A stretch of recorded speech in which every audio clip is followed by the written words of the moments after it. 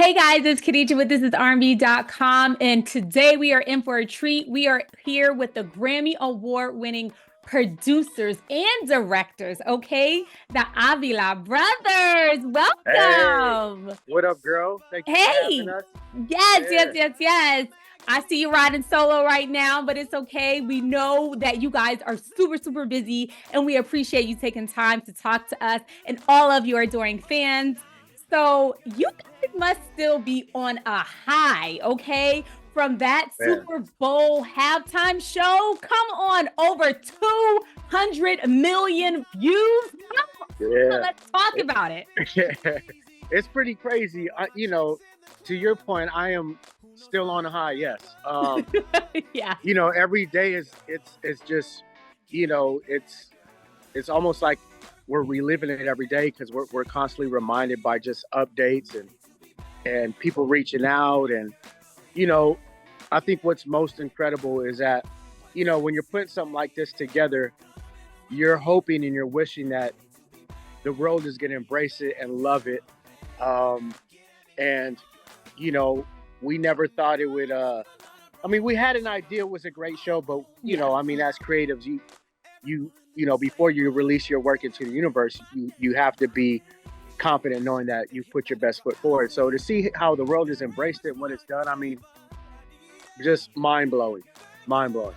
Yes. I mean, like literally, we watched it a couple of times over and Yeah. over and just was like, honestly, this is probably one of the best shows that the halftime has put on, Wow. which is crazy because there have been a lot of incredible artists that have performed from Beyonce and to Bruno Mars, um, Absolutely.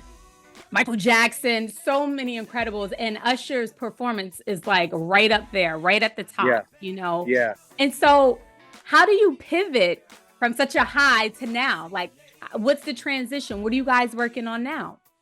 Well, I think to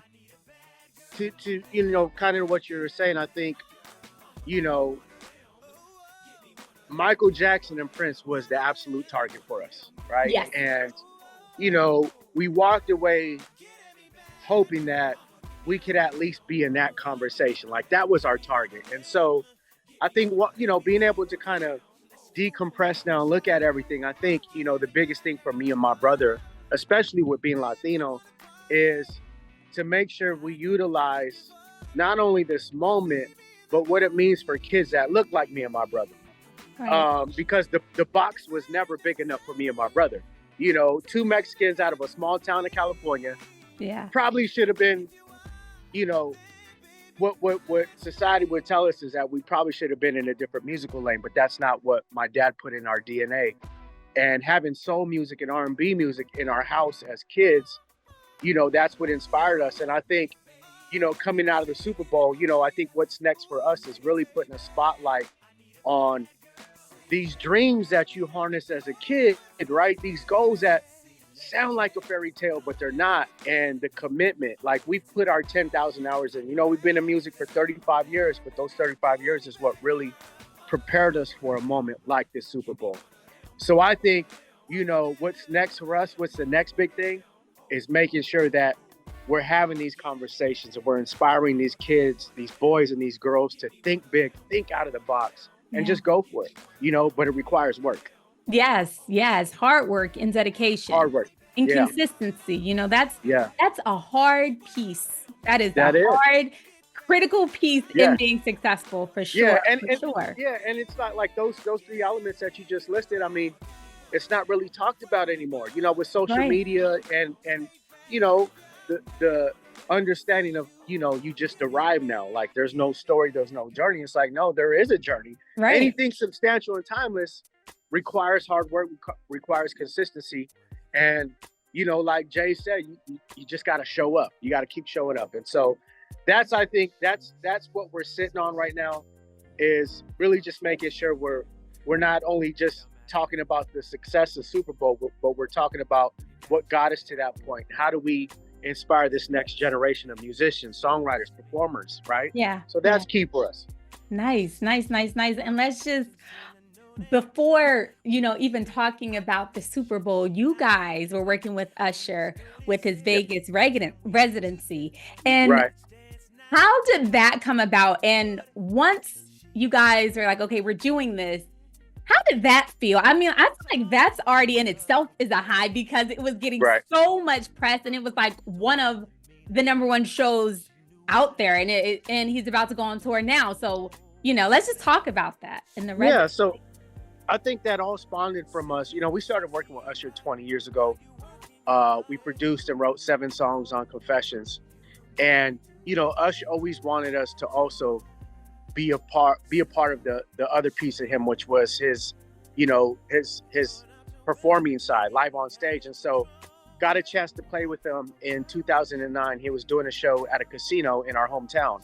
Mm-hmm. And so we went and jammed with him, had a great time, and and here we are now. And so having those years, those 14 plus years of being on the road with him, understanding his appetite, what he wants to do when he's on the stage, how he wants to move, how he wants to navigate, I think that all played a role in us going into Vegas right out of the pandemic. And, I'm not going to lie. I mean, we were like, oh, Vegas, man, we got to go in here. We got to kill it because, Right. Vegas, you only get one chance to That's do true. something right on the Strip. And so, coming out of the pandemic was a lot. We didn't know how people were going to be responding in the venue, what the parameters were going to be with wearing masks, how's that going to affect the show. And so we got in there and, the goal was just to create a really great musical experience. And, we went in there and, first opening night, we just put it all out on the table. And I think, the beautiful thing about having the residency there for the last 2 years is like, I look at that now and I'm like, that ultimately was like our preparation for Super Bowl. Mm-hmm, mm-hmm. Definitely. Yeah. Definitely. And, I've watched a couple of your interviews and one of them was talking about you guys manifesting this moment. Can you talk about that? Like how you guys were, just putting it out there that you wanted to do this or be a part of something bigger? Yeah, no, absolutely. It was right around the time we started, putting the show together for Caesar's Palace in the studio. And one of our great friends and collaborators, Lil Jon, pretty much was like, yo, if we get in here and we do this right, who knows? You might, you might be the next person they call to do the Super Bowl. And, it was that mindset of just reaching for something. And if we execute it at the level we need to, who knows? We might get the call. And I think when I look at what we've been able to do in Vegas together collectively and, put on 100 shows that were all sold out, that was like, we had to have that under our belt, prior to getting the Super Bowl, because that was like the tail of the tape, and so to be able to put that in the universe and then it actually come to fruition was crazy. And even I remember the day of Super Bowl, me and my brother Lil Jon were like, man, isn't it crazy? Like, this is what we talked about. Yeah. This is what we had a vision, and it was like, we just got to get in here and we got to kill it. We got to put on an incredible, undeniable show. And, we're very fortunate to, have had, the support and the teams that we do creatively to, get in here and do what we did on Super Bowl. Yes. It's amazing. Like a true testament of hard work, feeling blessed, and just putting in the work, and you just never know what can happen. The people you work with. And I think that's also another thing that you brought up, like just listening to you and you talk about that you guys have been in the industry for over 30 years and being able to leave a good enough impression with people that you worked with in the past so they call you back. So that's everything. It's everything, right? That's everything. Your reputation is everything. If you're labeled as as a diva or just really hard to work with, you create a hot song, but they're not going to call you back. Yeah, and that's the thing. I think, it really starts with who you are as a human being. And for some strange reason in our industry and other industries, but mainly in entertainment, people you start to breathe your own air sometimes. And I think what's kept us in the game this long, including Lil Jon, when we believe in being humble. We believe in being an inspiration. We believe in being, people that give. And, when you get those things twisted, I mean, it's short-lived. And I think what has kept us in the game this long is who we are as human beings. And, showing the next that are coming up under you how to be, how to maintain, and who you need to be as a person. Because trust me, I if we walk in a room and there's arrogance and there's ego, it doesn't work with us, right? Because that's not who we are. And at the end of the day, it's music, and music is supposed to be emotional, personable, loving, caring. It's all those things. And so, it's always great to be able to make sure that, as we move forward and as we aim to reach for the stars, that we're all aligned and we're all the same people. Even Usher, I mean, you can walk up to Usher on the street, he'll shake your hand, he'll talk to you, and and he'll let you know, hey, I'm with my kids, I'm just, if I can have this moment, and that's the beauty of our camp. And I think that's what's kept us, working together throughout the years, is we're human beings. We're right. bros. I'm saying it. Yeah. So that's kind of that's the winning formula. Yes, definitely. And as you said, music is definitely the connector to all of us. Yes. We all are humans, and it ties us all together. So let's just also talk about your upbringing. You guys are two Mexican Americans, and you're in the genre of R&B, hip hop, because you work with Mary J. Blige. Oh my gosh, the queen, and Snoop Dogg. Let's talk about that. Was it kind of like, when you guys were younger and you're in your bedrooms or, just on the playground, were you like, we want to be in the music industry? Or what, like, how did that come about? How did you know you guys wanted to do this?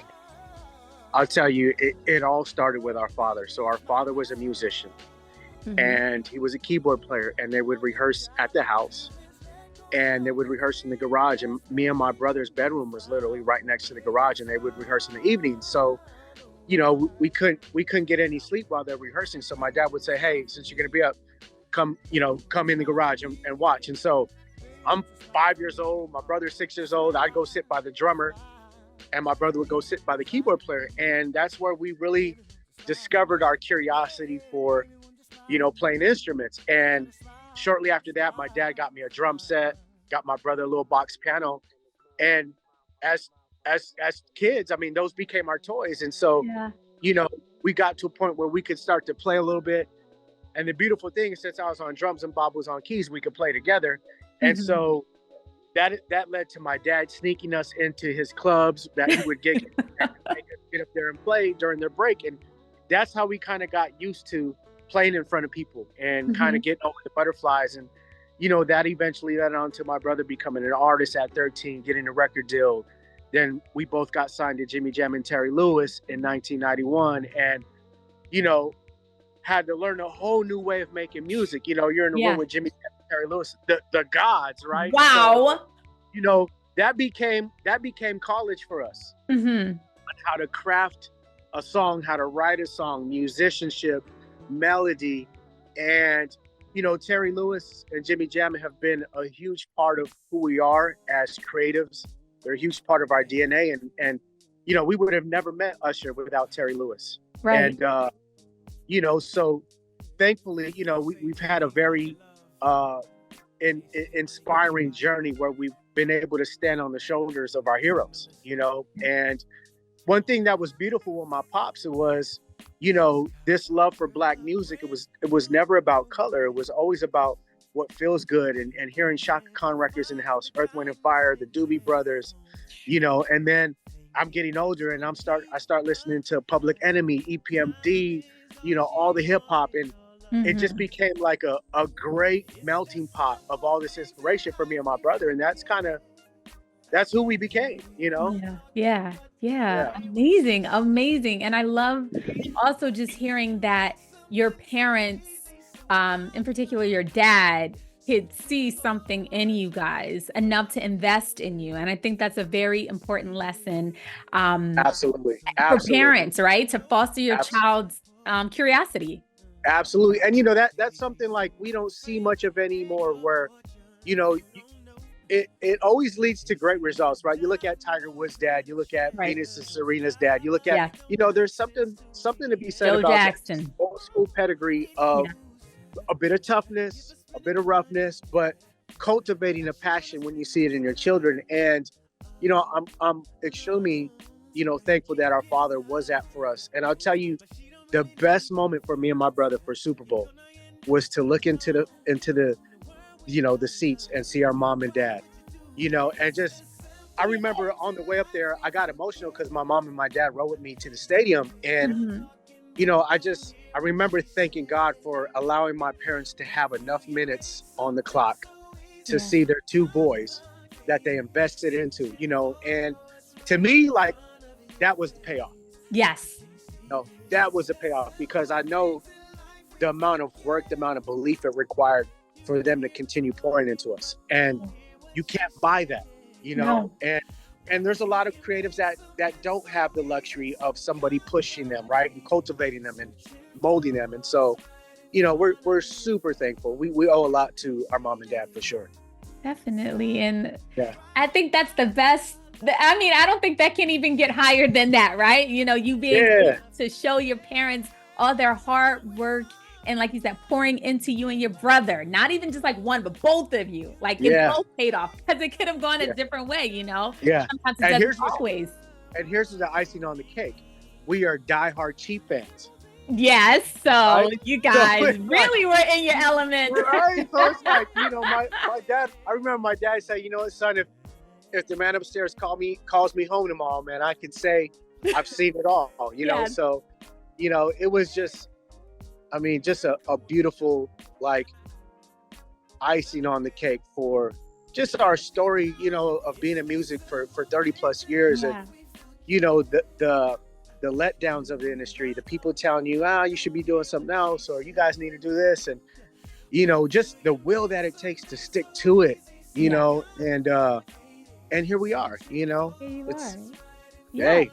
It's so, what advice would you give to up and coming artists and producers? And, what is the advice that you and your brother, or just you, that you would give to them? I think both me and my brother would say, don't be afraid to discover who you are, discover what your passion is. Don't ever think that it's far-fetched or this sounds like a fairy tale.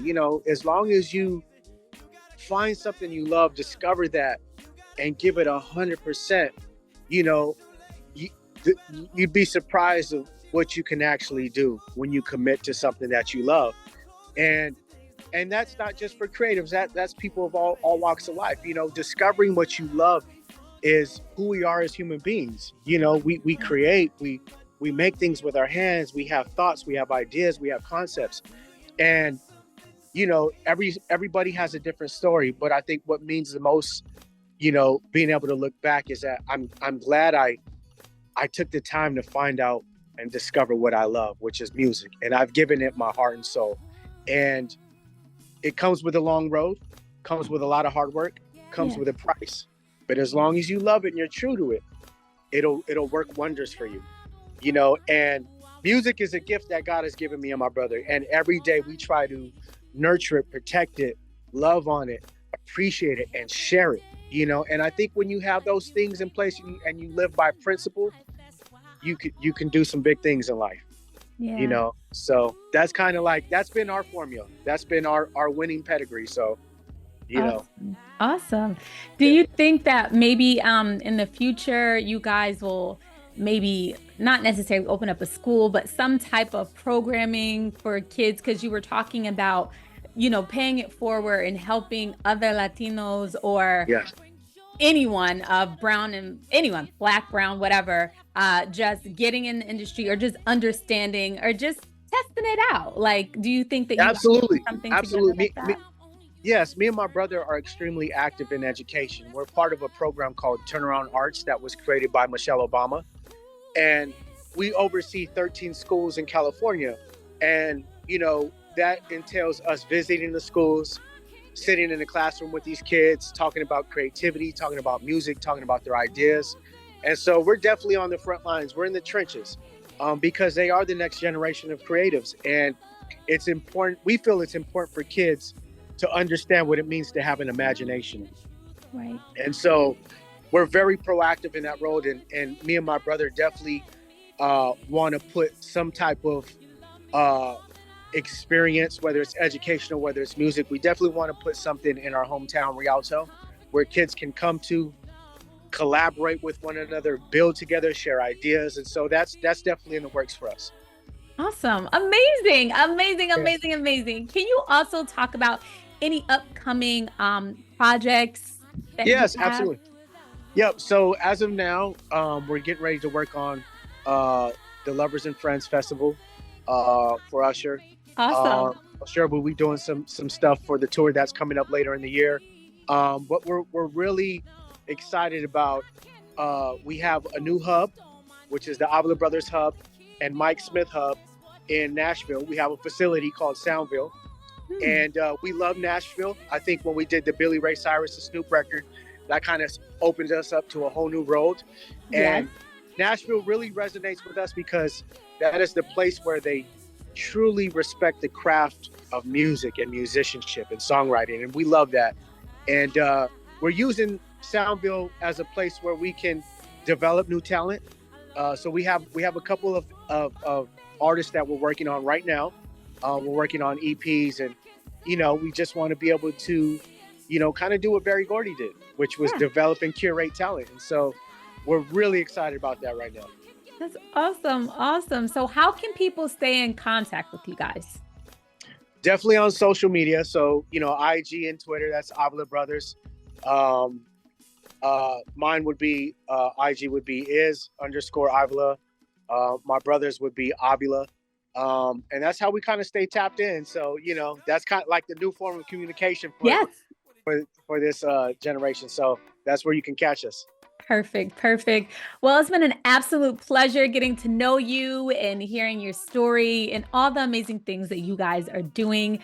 Guys, make sure you tap in, stay connected, and stay up on all the incredible projects they are working on. And it's been an absolute pleasure. Take care. Likewise. We'll see you next time on This Is R&B. Likewise, dear. Anytime. We're definitely, down to come back and rock with you anytime. Yes, definitely. And we want to come out to California and see you guys in your element for sure. Yeah, for sure. Absolutely. Yeah. Let's stay locked in. Yes. Take care. Thank you. Thank you. Have a good day. You too. Bye. Get to 124 revisions without challenging it, without really putting it in the fire and saying, you know what, we got to go back in. As I put the songs together like a puzzle piece to represent this type of soulful music, R&B, and mixture of this pop that is my own. Las Vegas, where my bad girls at? My bad girls. Woo!